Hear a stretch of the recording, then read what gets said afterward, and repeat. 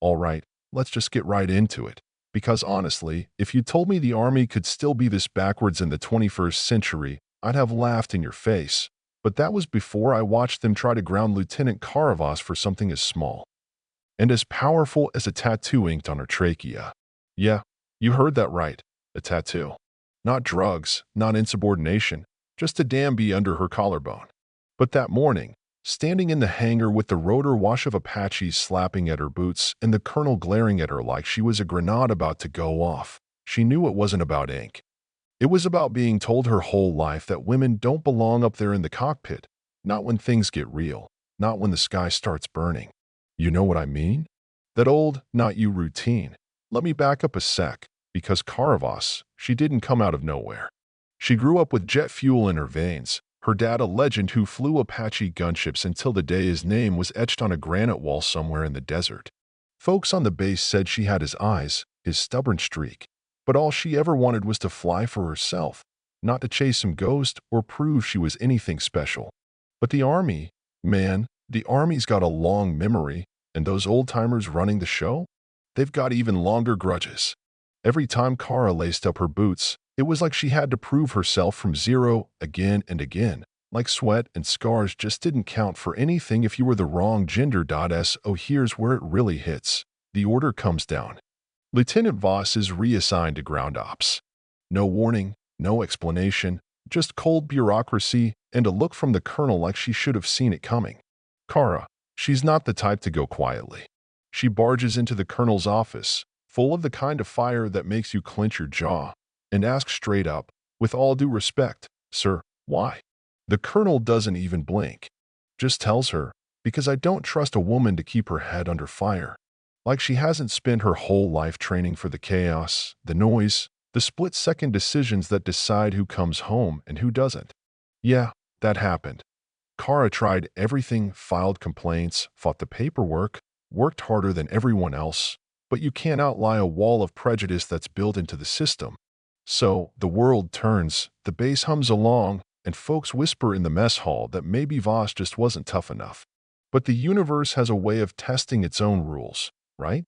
That day, everything changed. Full red alert, recon team pinned down, radios sparking, men screaming for air support, and every single pilot is out except Kara. The colonel's at the cockpit, blocking the way, holding the key, telling her again, "Not you."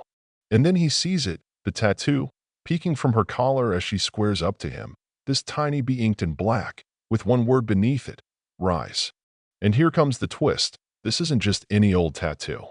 You see, back in Iraq, years ago, the colonel's squad was trapped, ambushed, just waiting for the end, and out of the blue, a voice crackled over the radio, steady and defiant, saying, "You don't quit, son. You rise." That pilot? Captain Elias Voss, Kara's father. And the bee? That was his call sign, Stinger, the same one stitched into every legend the base ever whispered after lights out. For a second, the colonel's whole face changes, recognition, grief, maybe even a little shame. He just whispers, "Stinger's daughter." And Kara just stands there, eyes level, refusing to flinch, and the world hangs in the balance, pride or mercy, old grudges or saving his men. The radios are still blaring, lives are still on the line, and finally, something shifts. The colonel steps aside. "Go bring them home," he says. That's all. No apology, no fanfare. You ever see a person move like their whole life is leading up to a single moment? Kara strapped in, went through her checks with hands that never shook, and when she lifted that Apache off the ground, it wasn't about being a woman anymore, or being someone's daughter, or carrying anyone's legacy. It was about flying because that's what she was born to do. She swept out over the dust and chaos, locked in on the team pinned down, and she made every second count. The extraction? Flawless. Guys she barely knew came off the chopper with these goofy, shell-shocked grins, slapping her on the back like she'd always been one of them. Like the sky finally had room for someone like her. Back at base, when it was all done and the adrenaline wore off, the colonel found her outside the hangar, shadows stretched long over the tarmac. He didn't say, "I'm sorry," didn't talk about old times or mistakes. Just nodded, tapped the tattoo at her throat, and said one word, "Rise." Kara just smiled, tracing the B with her thumb, Because some lessons are written in blood, others in ink. But the best ones, the real ones, you learn in the sky, when there's nobody left to fight but yourself. Now, I don't know where you stand. Maybe you think the colonel had his reasons. Maybe you think Kara got lucky. Maybe you've been in that same spot yourself, waiting for someone to step aside and let you be who you are. But I'll tell you this, sometimes, change doesn't come from rules or orders or even heroics. Sometimes it comes from a tiny act of recognition, a single word, a crack in the armor of the past. So let me ask, what do you think? Was justice served, or did it just take a new shape for one lucky pilot? Drop your thoughts below. Hit that like if you felt something shift, and let's talk. Because stories like this don't end at the runway. They start when we start questioning who gets to rise and why. So let me tell you what happened next. Because people like to think one big moment solves everything, like a Hollywood ending. The doors just swing open and suddenly you're part of the club for good. But real life? It doesn't tie up so neat. Kara thought the hardest part was over, that one act of courage would earn her a place in that cockpit. But, you see, sometimes when you break through a wall, what's waiting on the other side isn't a victory parade. It's a bigger, messier room full of new battles. For a little while, things seemed better. The base whispered a different story now, the one about Stinger's daughter, the one who pulled off the impossible and brought everyone home. Even the guys who'd never given her the time of day before started inviting her to sit with them, joking about how she made them look bad, trading stories over watery coffee in the mess hall. She was, for the first time, just one of the pilots, not the female pilot, not the colonel's problem. And Kara, well, she tried to let herself enjoy it, to pretend maybe the tide had finally turned. But the thing about tides is, they always come back around. The colonel, he kept his distance. His pride wouldn't let him praise her outright. But sometimes Kara caught him watching her during pre-flight checks, his face a puzzle you couldn't solve. And every now and then, she'd hear her father's call sign on someone's lips, Stinger, echoing down the halls like a ghost that wouldn't quite fade. It was about 3 weeks later, during a night exercise over the range, that the real test hit. Another pilot, Thompson, a veteran, the kind of guy who'd been in the Army so long his boots probably had stories to tell, radioed in with engine trouble. He was flying low, darkness pressing in, and you could hear it in his voice. Panic, that ugly taste you can't spit out when you know things might go sideways.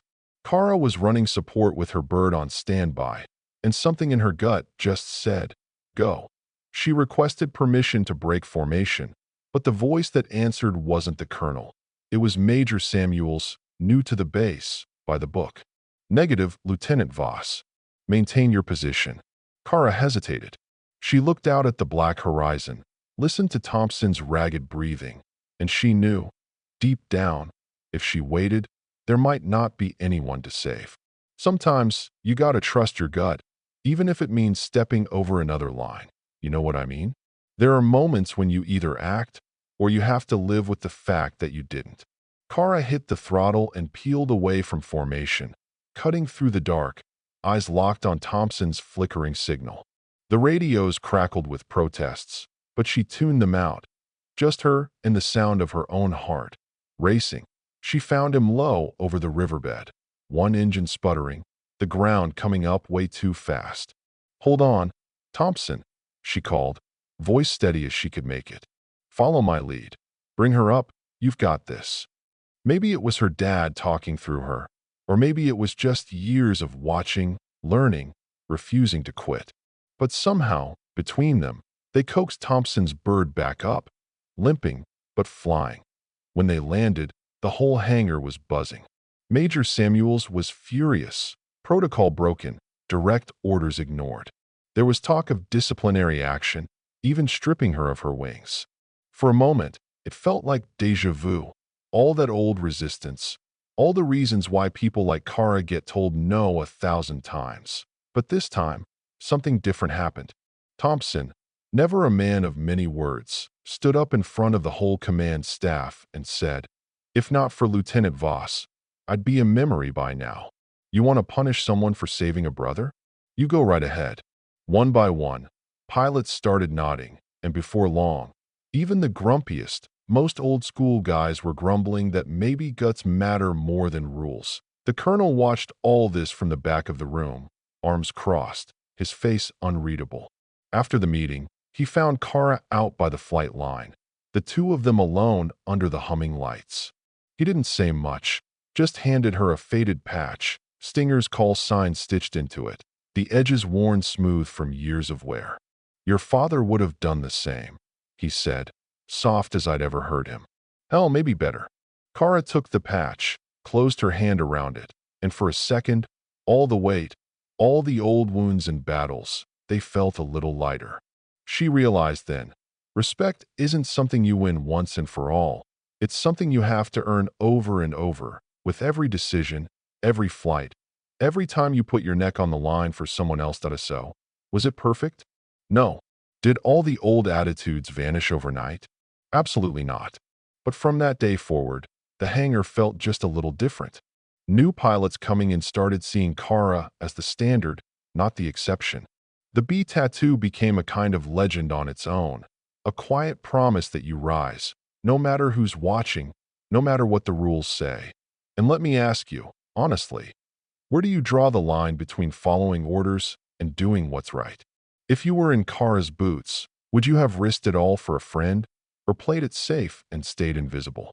Drop your thoughts below, share a time when you had to push back against the current, and tell me, do you think real change ever sticks, or are we just fighting the same battles over and over, one flight at a time? Let's keep the conversation going, because maybe the next person who needs to rise might just be listening right now.